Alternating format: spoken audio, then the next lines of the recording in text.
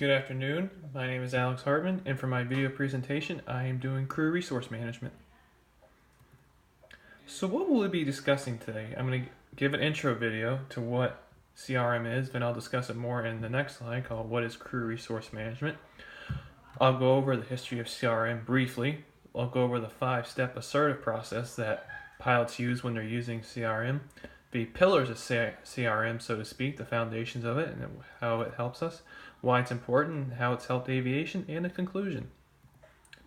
So this is an intro video to crew resource management.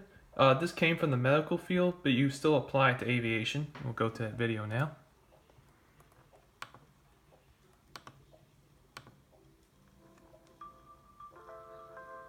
Resource management began in the 1980s in the military, looking at helicopters landing on aircraft carriers. What they learned was the importance of empowering even the lowest person on the totem pole to call off an aircraft landing, because often it's that individual that understands the risks involved. In medicine, we have oftentimes relied on the physician as the sole captain of the ship in the decision making. And the ancillary personnel, nurses, medical assistants, residents, medical students, haven't always felt comfortable raising questions as to why a particular path has been chosen for a patient. It is crew resource management that empowers people to learn how to ask the questions in a comfortable way and have the more senior physicians be comfortable answering those questions. If this type of communication is done in a respectful manner, it's a win-win situation for everyone involved. Crew resource management involves essentially 5 steps.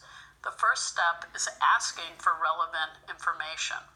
So, for example, if there is an abnormal vital sign, you are now aware of that vital sign. Blood pressure was 160/110. The second element is learning to offer relevant information. As a nurse, if you take vital signs, you cannot assume that I am just going to look at the vital sign sheet and understand that the blood pressure was 160/110. As a team member, it's your responsibility to offer that information. From there, we develop what's called a shared mental model. A shared mental model is when we're on both the same page. I understand the blood pressure is elevated, and I give you an order to give the patient a medication to treat that elevation of blood pressure. Number 4 is advocacy. If, as the nurse, you now understand that the patient has an allergy to the medication that I have now asked you to deliver, and I have forgotten that the patient has that allergy, you must advocate for patient safety.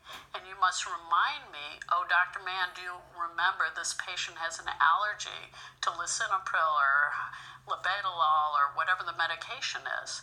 And then number 5, if I have a disagreement in the discussion, that we get to a place in conflict resolution, which is the 5th stage, where if there's a conflict and we can't get on the same sheet of music or shared mental model, that we are able to constructively resolve our differences.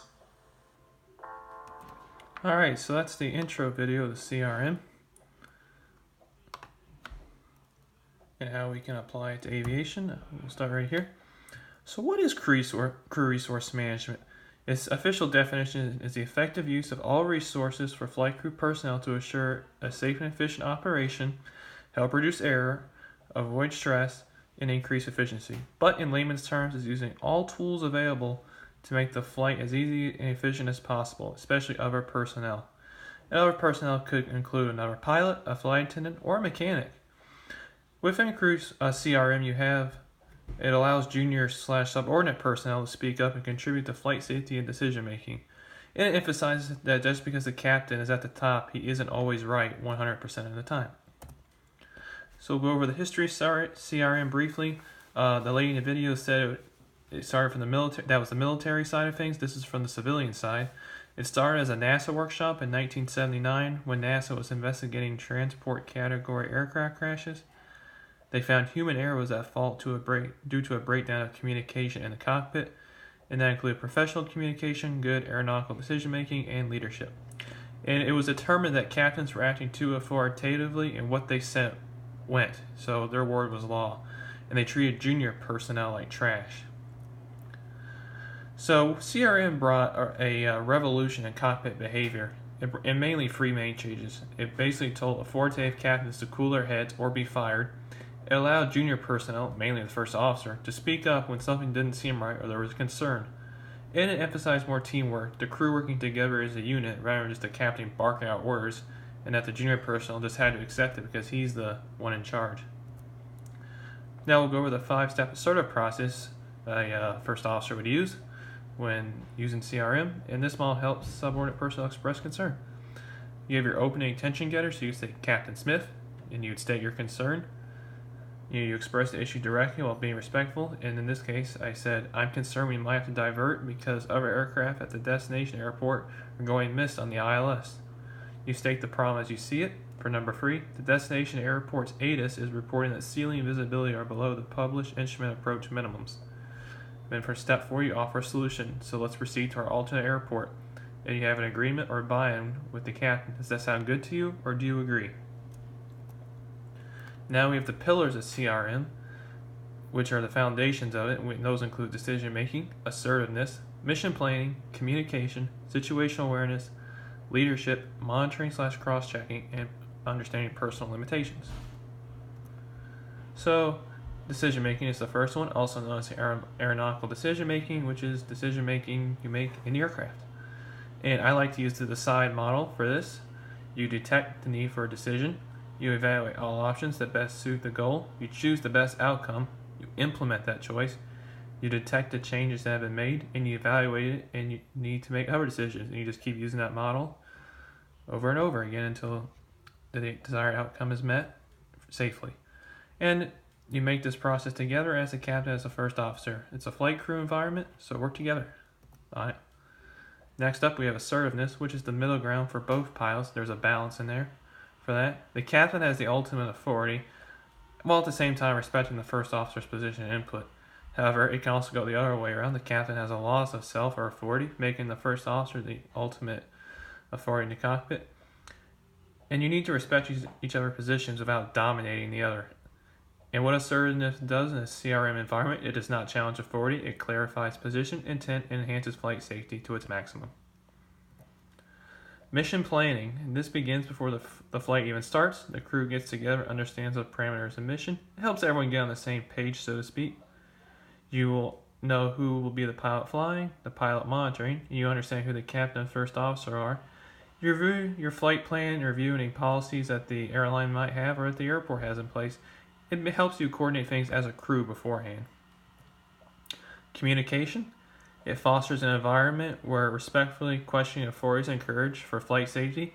And it just says if you speak up if you don't feel something is right. It doesn't just apply to the first officer. The captain can speak up as well if he doesn't feel something's right.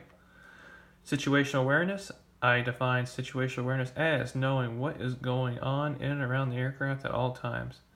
And as a crew, there are some things you have to be aware of at all times, such as what is the weather doing? How is our route? Are we on course? Who's flying the plane? Who's speaking on the radios? And are the flight instruments reading correctly? And there's so much more that the crew has to be aware of when they're flying a plane. Leadership, it's the leader is the one who's in charge. And what makes a leader is someone whose ideas and actions can influence others, and it's accomplished via examples, persuasion, and understanding the goals as a whole. And what makes good CRM leadership is positive motivation, good decision making, coordinating the crew in a polite, professional way, and listening to their input. Monitoring and cross-checking is the other one. Monitor yourself, the other pilot, and other crew members. Verify that the crew environment is operating smoothly and with teamwork. Understanding one's limitations is very important. Let the captain or other pilot know if you feel he's exceeding aircraft or your own personal limitations. And as in monitoring, make sure you're not pressured by anyone in the cockpit to push past your limits. Why is CRM important? How it's helped aviation. It has saved lives, promotes teamwork, reduces accidents and errors, changes behavior, shares knowledge, provides input from all the crew, and helps the crew get on the same page. This concludes my presentation. I hope you have all enjoyed it and learned a lot about CRM.